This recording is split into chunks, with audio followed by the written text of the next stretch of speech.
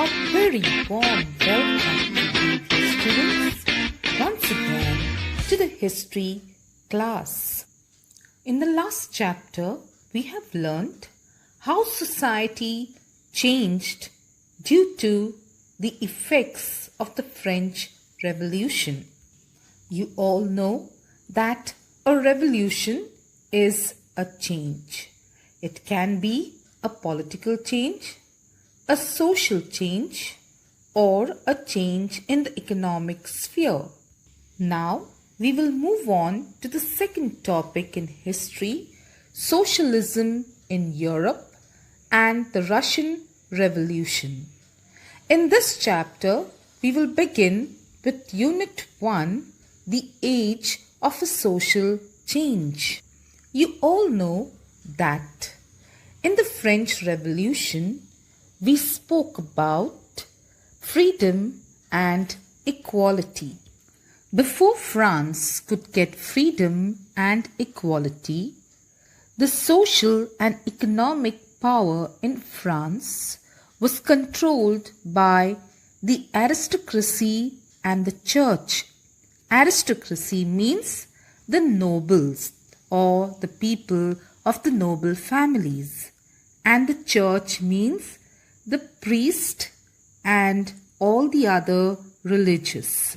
Soon after the French Revolution, ideas about individual rights and who controlled social power began to be discussed. When people realized that they can put an end to the rule of the king, they began thinking about having power in their own hands.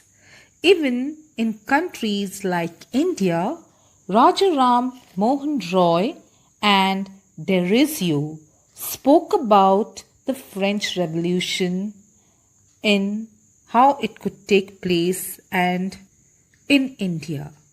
Soon after the French Revolution, in Europe there were three groups that came up. One was the conservative group, the second was the liberal group, and the third was the radical group. The ideas of all these three groups differed from each other. These three groups came up in Europe at this time. Let us now talk about the liberals. The liberals wanted a nation that tolerated all religions. Tolerated all religions means they would accept people of any religion and they would allow people to practice their own religion.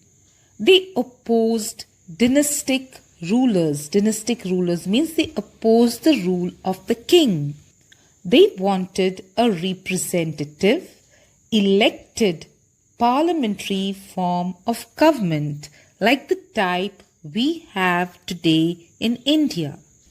They also wanted that laws should be introduced by a well-trained judiciary. That means the laws that are implemented in the country should come from a judiciary.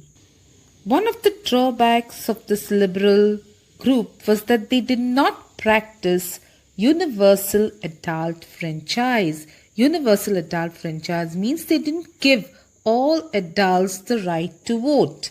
They only gave men who had property the right to vote. Women were not allowed to vote at all. Now let us move on to see who the radicals were. The radicals wanted a government that was based on the majority of country's population. They thought that whomever the people of the country want, that kind of a government would be tolerated in the nation. Radicals felt that women should be given the right to vote. They were against the rich being given special privileges. Means that they did not like the rich people being given special treatment. They were not against the idea of people owning private property, but they were against the idea of property being in the hands of a few people. They felt that properties should be equally divided among all the people. Let us move on now to see who the conservatives were. The conservatives were a form of people who were different from the liberals and the radicals. They had opened their minds to a change. They felt that a change must take place in society, but the past had to be preserved. They felt that everything in society shouldn't be wiped off. Some things that are good should be preserved. They believed in a change, but the change had to be brought about through a slow process. The views of all three groups clashed regarding the social change.